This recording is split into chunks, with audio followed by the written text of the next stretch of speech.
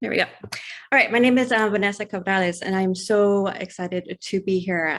This opportunity was presented for the Antioch community, and I am the IMA program coordinator. So this is the Individualized Masters of Arts. So I love that there is this opportunity to pollinate with different departments within the Antioch University. And I'm very excited about the program I work with. Students co-design their syllabi with faculty. And at the end of their studies, they receive a master's in social sciences and the humanities. So we will go ahead and venture into our programming. And I'd like to emphasize that part of my process is inviting a presentation, but also seeing ourselves in a circle in community. I think it's part of the work that we're doing to deconstruct these hierarchies. And so I am presenting some really wonderful work of going through a very evocative journey in my previous thesis work. And in that process of going in that journey, I've come back with a lot of really interesting tidbits of knowledge to dissect, very specifically around terms of criatura and duende. But I will invite the community to participate in dialogue. And by all means, if you want to sit back and relax, absorb and listen, go ahead and do that. But if there are certain ideas, themes, questions, I encourage that to be part of our dialogue and coming together in community. I'm very passionate about that there is a particular type of wisdom that's accessible within any community gathering. And so it is definitely my goal to unearth that wisdom. I'm going to start to shift to share my screen.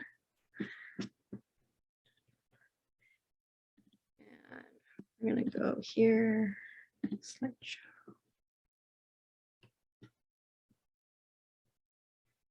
So I'd like to begin with honoring our ancestors, and then more specifically, honoring ancestral presence.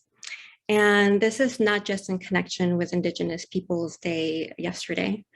This is in connection with an everyday way of being, presencing, and seeing the world. And I like the word presence because it starts to invite a quality that is so much more alive and not something that's a distant past, but it's something that is part of our cultural meaning making, especially as Latinos. I think Latinos are in a very unique and powerful position. Looking at our ancestries, when we see that mix of Indigenous cultures, of European cultures, of the African diaspora, there is a unique blend to these cultures that really bring a flavor to Latino experience. And there's struggles and there's joys in that experience. But I've noticed that Latinos especially have an ability to reposition how in the dialogue of peace building and creating more ancestral healing. I think that we have some pretty unique perspectives to share. So I'd like to be present with the hopes, dreams, and struggles of our ancestors, acknowledging that we too are ancestors of the future. And that the work we do to support our own personal well-being and our work towards justice is heard in our communities, past and future.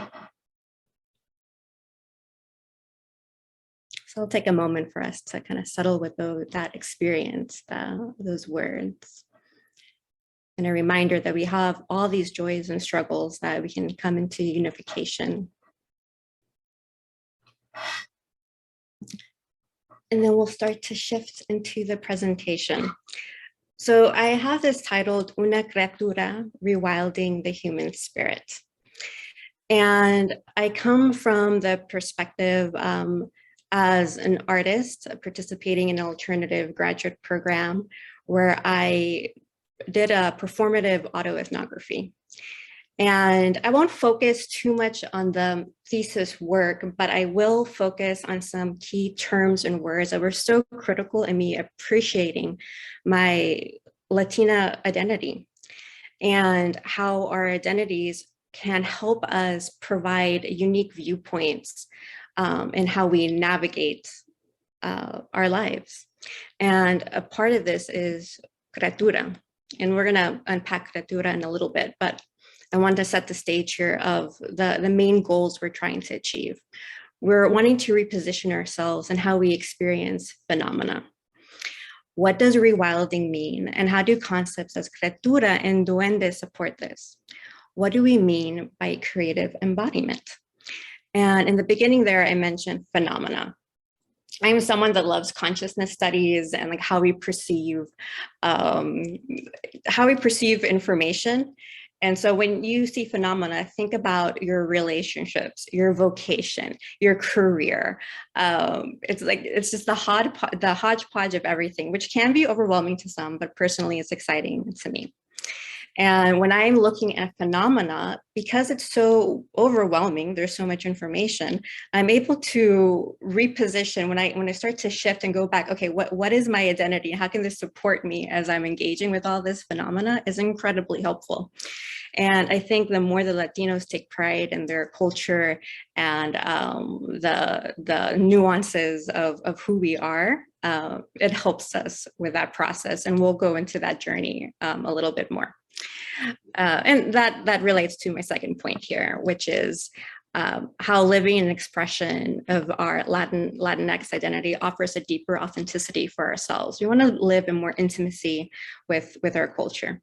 And then most importantly, what clues have our families and ancestors given us? So I will be talking about criatura and duende. These were really critical clues for me, but I'm hoping that as I share my process, that you're encouraged to find what are the parts of my culture that really give me a lot of nourishment, who really give me a lot of that gives me that I'm thinking about the metaphor of a lantern when you're in the dark.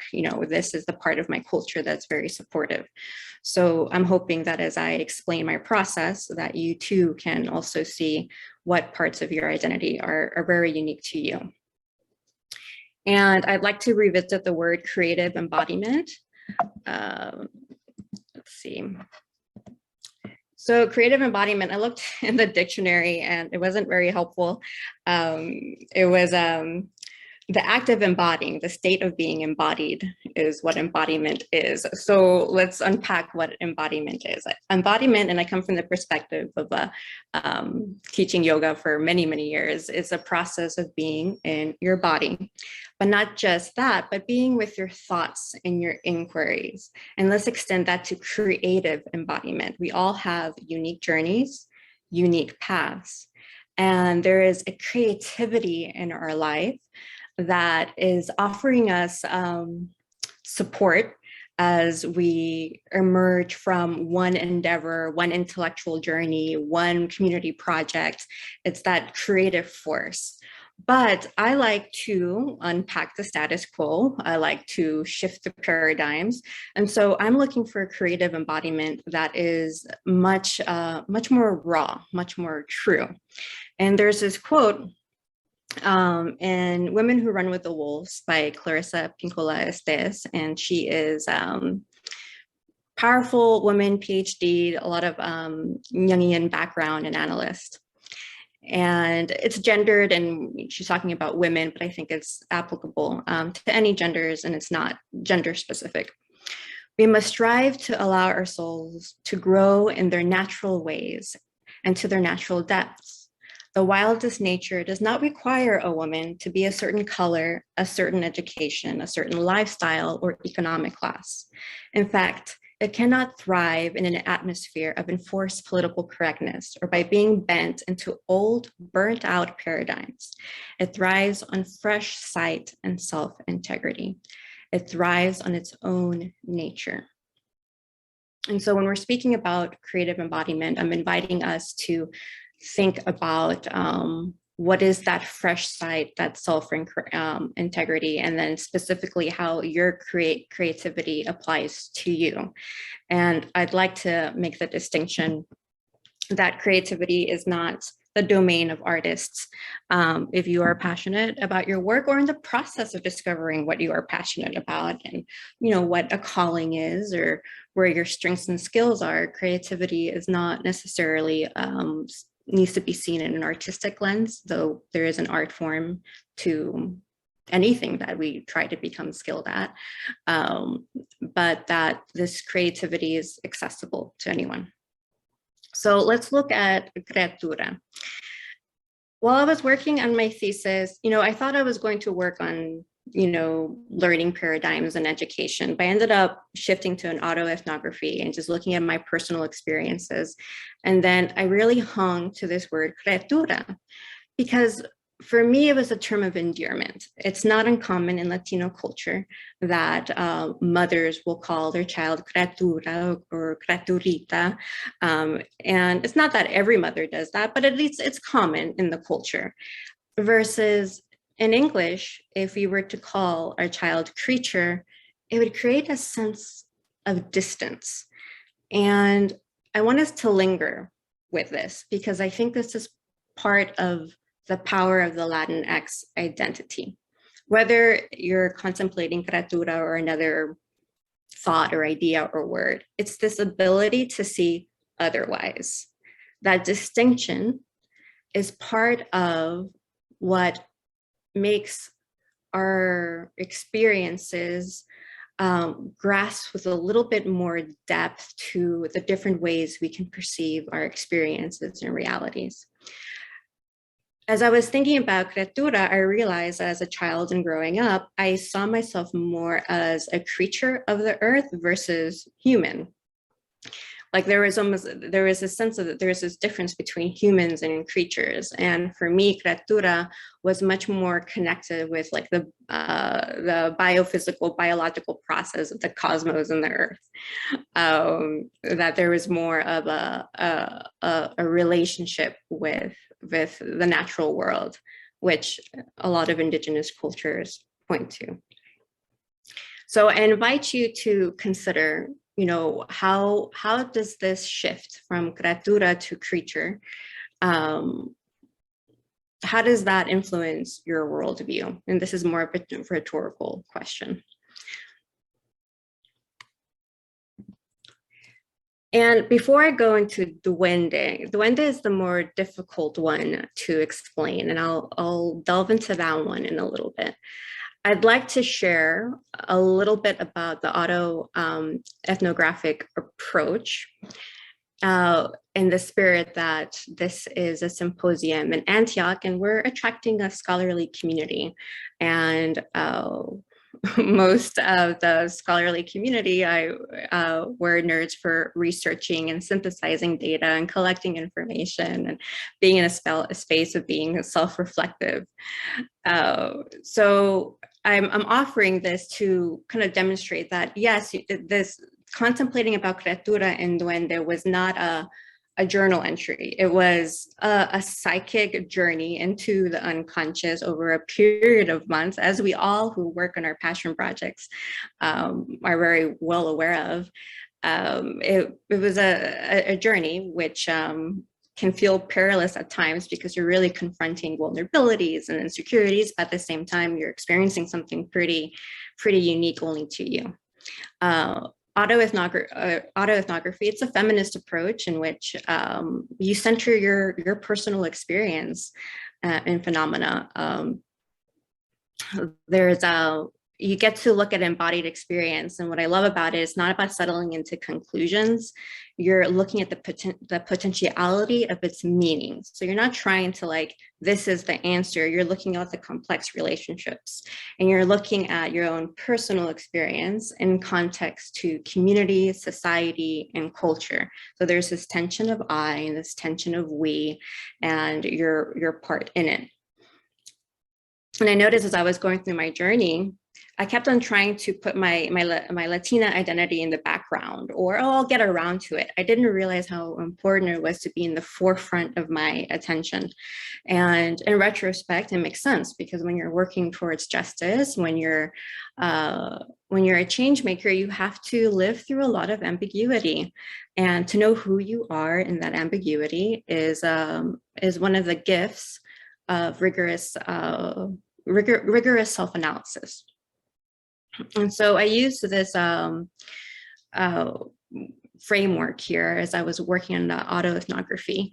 And I'd like to focus on, I was coming to the perspective as an artist, working with creativity, poetic images. I was weaving together an inventory of all my epiphanies and fragments of heightened experience. These are the aspects of ourselves which I don't think we talk enough about. These heightened experience of aha or numinous experience or illuminating experiences that in academia can not take center stage. But in my view, I think it's very important to listen to our subjective experiences. And then when you're going into this type of journey, I think an end goal is very helpful. There's socio-political goals. These are very personal to me. I mean, you can look at this model and you can change it up however many ways you want. But for me, the socio-political goals in this work of looking at Creatura and looking at Duende, looking at my Latino, my culture, and I'll talk a little bit more of my background and my cultural heritage. I wanted to disrupt the status quo. I saw artists as being able to bring images of the future into this present reality.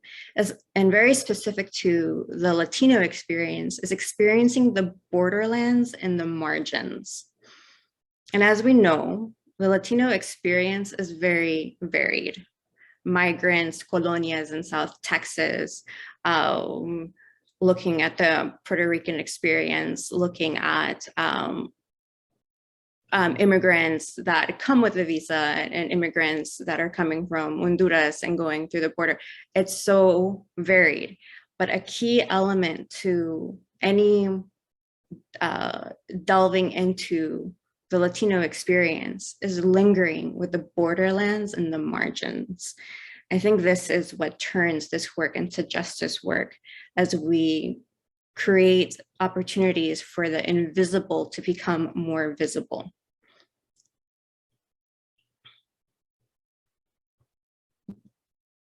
Key references that I bring up in this presentation is Women Who Run with the Wolves and In Search of Duende, or specifically the essay by Garcia Lorca, Theory and Play of Duende. And Lorca is a Spanish poet, again, paying tribute to the different cultures and communities that influence Latino viewpoints. So I have this here so you can reference that. I'm going to start to shift and move into Duende, which was the majority of when I was working my autoethnography. I was very passionate about how does one experience Duende? What are the contours and shapes of it? Before we look into this slide, I pulled this up from dictionary.com that enlist compiled by linguists and translators. It seems duende is a word that many experts regard as the hardest word in Spanish to convey in other languages. In the dictionary, the word is listed as elf or magic. However, in actual practice, when the word shows up in text, it is rarely in the context of a woodland spirit, although that is where the word's etymology begins. Duende. Lorca describes the experience of duende as a power, not a work. It is a struggle, not a thought. It is not in the throat. The duende climbs up inside you from the soles of the feet, meaning this. It is not a question of ability, but of true living style, of blood, of the most ancient culture of spontaneous creation. Clarissa Pinkola Estes describes this force in a similar way as a goblin wind, the force behind a person's actions and creative life, including the way they walk, the sound of their voice, even the way they lift their little finger. What's helpful for me here is if you identify as an artist, I would say duende is very critical in performance and studying this sort of work. I like to stretch out duende as a lifetime of creative experience, about moments where you can perceive a shift or dramatic change in your life, a moment where you go through a series of actions, and I'll provide some examples, a series of actions that create some sort of creative expression. And Clarissa Pinkola Estes also speaks to the force behind a person's actions in creative life. I think she's able to kind of bring it into this kind of more general sense of this is the way I experience phenomena in the world.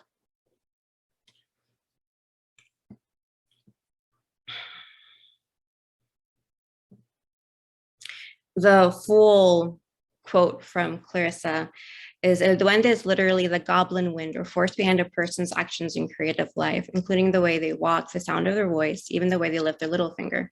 Is that it is a term used in flamenco dance, and it also used to describe the ability to think in poetic images. Among Latina curanderas who recollect story, it is understood as the ability to be filled with spirit that is more than one's own spirit.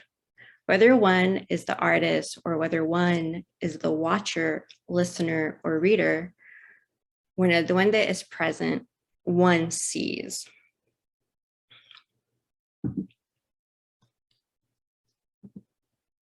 These are some images as I was going through the performative autoethnography. And again, there is a lot of artistic projects that arose from this inquiry. And this is just some examples of some photos that came up through that journey, because I was so obsessed with this energy of what is this feral energy? What is this sense of perceiving movement around me? What is this sense of the unconscious or what is shadowed? And so you can see that in one picture, there is like that veil over me. And this is a theme of the veil being cloaked, what isn't seen, what's in the periphery. And even as we shift out of the presentation and invite some community dialogue, we'll have an ability to be perceptive to what is in the periphery of our attention, what wisdom, what truth is wanting to manifest in the collective experience as a community. And so in this presentation, we're talking more about the individual experience. And in this photo with the veil, to me, it's a representation of what is not seen or being cloaked or being hidden. There's another picture here where my hands are pointed, or my palms, you can see my palms, and my elbows are bent. And the photographer was able to use the shutter speed in such a way where it created this sense of movement around me. And this connected this sense of duende, that the goblin spirit, this wind. I was very curious to exploring and see what is this experience of change that almost has this quality of wind. And then another image, I'm wearing horns, I'm in a tunnel. The photographer used this, I don't know, some sort of setting to kind of create that kind of wavy look. And again, I'm trying to explore these ideas of a way of living and being in the world that's in constant movement. There's shifts, there's these forces. And as I was going through this thesis work, I turned a lot towards our mental health and our well-being. How often in our society or in our day-to-day living do we really give ourselves an opportunity to be with the unconscious, but in a prolonged period of time, um, to live with the sensations that are in the periphery? And going back to the theme of making the invisible visible, I started to see that there's a unique flavor in Latino culture, not just the criaturas and the duende, but also like this magical realism that we've inherited as a culture, where we walk with spirits. We walk with the supernatural. And this is a personal experience, but I see this work. You can be someone that identifies deeply spiritually as a spiritual person, or you see someone very scientific or maybe an atheist. But this work can hold the tensions of both, because at the source of this work is being able to tap into that creativity and release the stagnation of trying to put that spirit of duende like on a lid, or not listening to deeper creative impulses. And I don't see it as an either or scenario either. It's not as if we're just supposed to live the spontaneous life all the times and always be in ambiguity. But I do think culturally, we're very dominant in control. Culturally, we're very dominant in working. I think part of our negotiations with our well-being and mental health is, these tensions of lacking interest in life, or not finding meaning. And what we can flex culturally, what we can practice a little bit more of, is being in that uncertainty. Understanding who are we when we have those aha moments? Who are we when we're sincere? What is it about our raw truth that we can fear? Exploration of just the rawness of who we are, the more feral part of ourselves, the messy part of ourselves. And this is directly related to how we perceive our well-being and our mental health. Now, I'm not a mental health practitioner, so I'm not going to go in the direction of offering mental health advice, but I will go in the direction of how do we deconstruct the status quo ways of living, and how do we live with more sincerity, and how do we allow for the truest expression of our creative living to be brought forth. Who am I as a teacher and as a counselor or an educator, as a community member? Like, what is specifically tied to my unique flavor of creativity, where I can live more authentically and much more presence with community.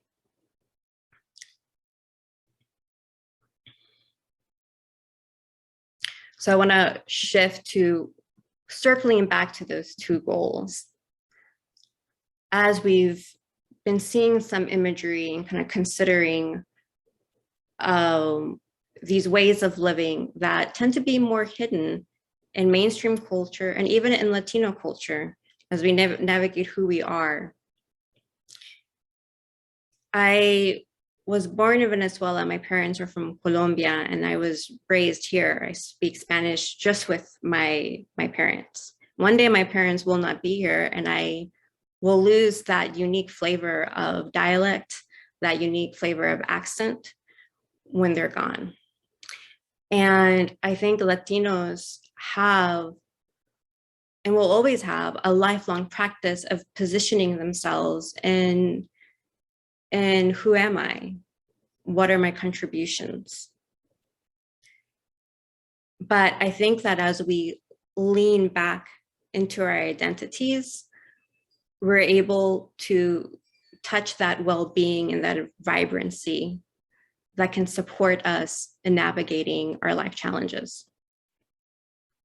Going back to the ancestors and what we've inherited, we have the ability to process our emotions along with our intellectual inquiries to find more meaning in our experience. The ongoing question for me is, how am I repositioning myself to not follow the logical day-to-day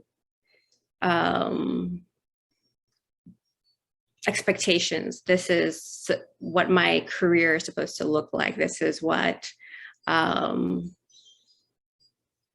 successful human being is supposed to look like. These questions are important. Anything that's meaningful to you is important. I'm not discrediting these sort of questions, but what I am saying is, how can I give some more room for a way of being that is much connected to our wildest natures? And I've mentioned that being messy is okay. Not having the answers is okay. That's part of the work that we do as we support our own personal mental health.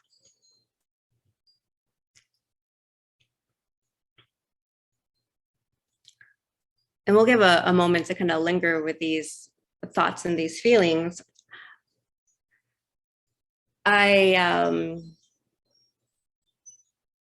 I do want to be frank that this is this is a skill to cultivate. This is not something that's just it's programmed in us, and then we can just put it aside and go back to it easily. It's not, because even as I did my thesis work a couple of years ago with this subject matter, I shifted from kind of being a full-time artist. I was a classical piano teacher, did my master's in transformational learning, and then shifted to working in organizations. When we're faced with day-to-day tasks, it is difficult to shift away from the more wild part of our spirits, or reconnecting with nature in a deeply authentic way. When I say reconnecting with nature, I don't mean taking a hike and appreciating the trees. I'm talking about being present with like the cycles of death and rebirth, or a slower sense of time. I live in Del Valle, Texas, which is southeast of Austin, about 30 minutes. And we have these 50, 60-foot elm trees around us. And watching their life cycles, when a tree just randomly falls on the land, or a huge branch falls, gives you a different perception of time when that becomes part of your daily reality. Or in preparation for this talk, I realized, there's many ways I've become disconnected with a lot of these qualities. So I'm like, how do I re-engage with these ideas and these concepts? And so I looked at the landscape around me, and I noticed a heron. There's a small little lake around us. I noticed a heron, and I started reading more about herons and their mythology, and they're related to change and phoenixes. And it is, and it continues to be the way that I am reframing how I rewild my spirit, of paying attention to animal phenomena and communications and metaphor and symbols, how they're critically important in synthesizing phenomena. Going back to that word, phenomena. So let's give ourselves some time to be with this. And I'd like to shift more to a dialogue. And by dialogue, I mean just sharing your own personal experiences of illumination, or curiosities, or questions. Because my personal goal, as I said in the very beginning, is to, what's the wisdom within this gathering? How can we bring more alive the creative spirit in our community?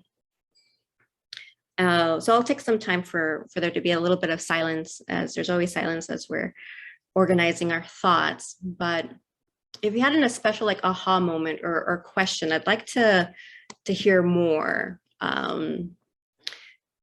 Hear more about how you engage with your identity as a Latino, Latina, a Latinx identity. How does it help you? What's emerging for you?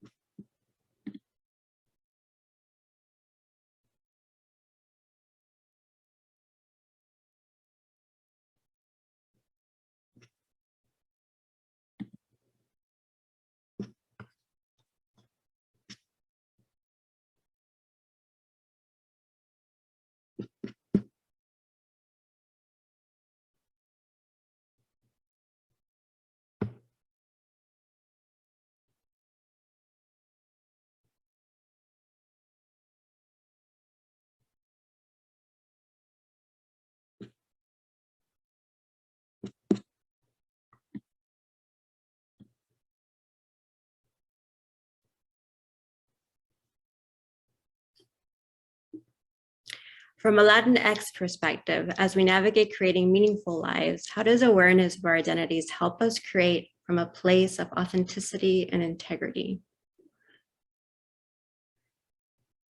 In what ways have we allowed and not allowed the spirit of Duende to support a fuller expression of our lives?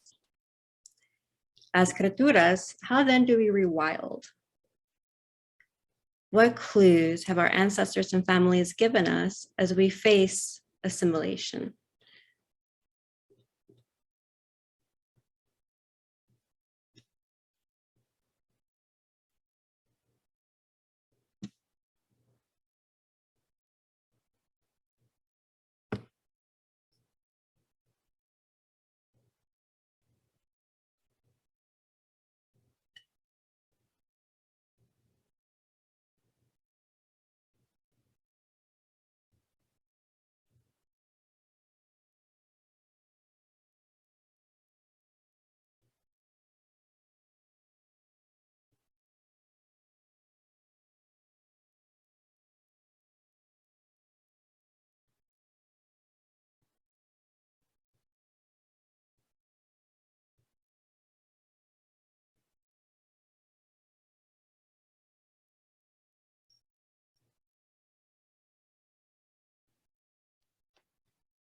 So I'm just going to unmute and comment if that's okay. Yeah, I think it's so the perspective you brought up is really interesting, and how our cultures come from, like, being Venezuelan and then born in the US, and how you identify and how that helps navigate lives and find meaning in our lives from the multiple different cultures, trying to blend them together. As a Mexican person born here from an undocumented Mexican mother, my experience is different than someone else's experience of being queer, right? So all of those identities, how they align with our authenticity and how we show up in the world is so interesting. So it's just looking at all those factors. Yeah, and then one of the questions I have for you is like, think about your experiences and what are specific cultural pieces that are in your memory?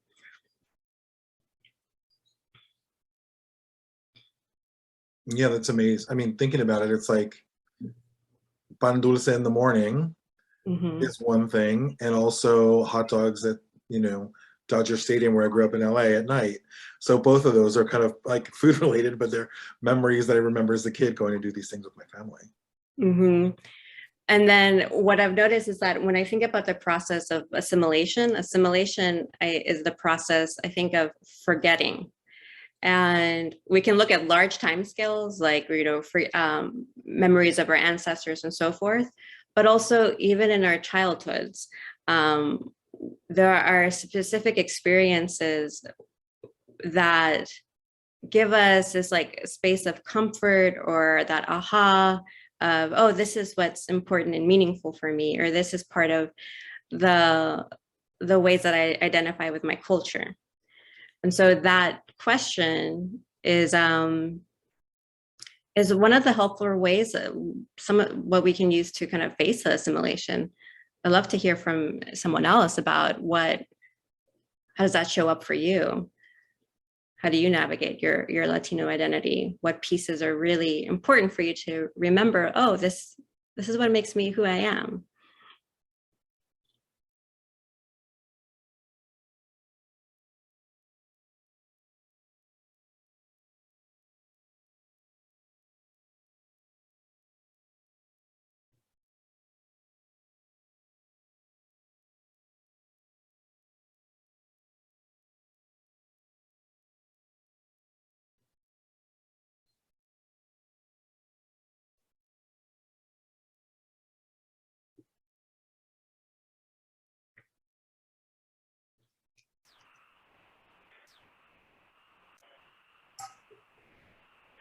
Hello, can I share? Hello.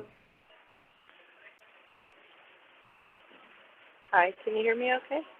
Yeah, we can hear you.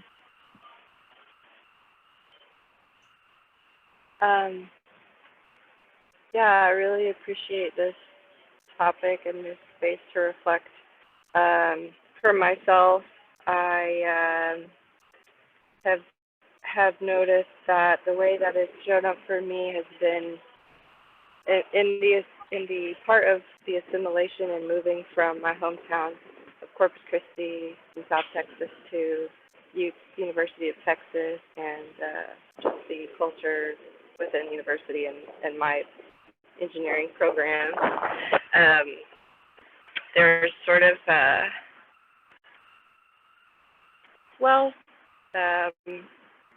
definitely I felt that I left a part of myself behind, and that was 20 years ago. And the difference in the culture of Austin versus my culture back home did have an impact on me over time, and even through my spiritual development and exploration. I felt that I was even called out one time of like my softness, like there was a part of me that wasn't being expressed, but there's some like desire of refining, like being refined. But in more recent years, especially through the reflection of my partnership, there's that part of me more, I guess I could consider it unrefined, but really it's just like more fun. I feel it's like my soul, like my soul that enjoys the cosmic humor, and doesn't feel like has to be so like upright and like perfect all the time. Feels like letting my hair down and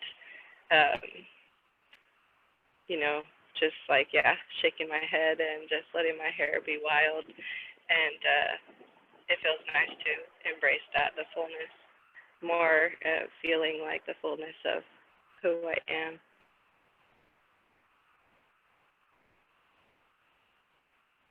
And also feeling more connected to my family again. Mm-hmm. Thank you.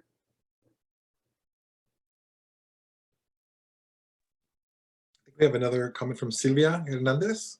Mm-hmm. Her hand's up. Hi, we are here, 7 participants listening to this presentation, awesome presentation, and we were having a discussion about these questions, and I have here Cynthia, who wants to share what we were talking about our ancestors and how that impact our current or present. So go ahead, Cynthia. Hi. Yeah, I think it was interesting to think about, like, for example, myself, like, I think of my grandma's pozole and like me being able to like pass that on to myself and like, am I going to be able to cook just like my grandma? And I think a comment that Vanessa made was when her parents, like they do pass like that cultural, you know, those traditions, you're not able to practice them. And that is one thing that like I think about myself, like, am I going to be able to pass on my traditions that I learned to, you know, generations to come? So yeah.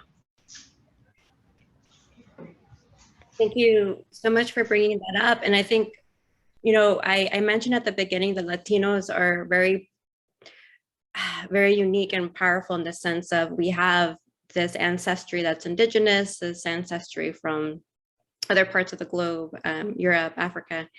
And, you know, so we have that background. And then let's go to our day-to-day reality, right? The foods we eat, the day-to-day reality of me one day not speaking the particular type of Spanish I speak with my parents, leaving. We as Latinos have an ability to understand what loss is. And I think when we're thinking about mainstream white culture, I see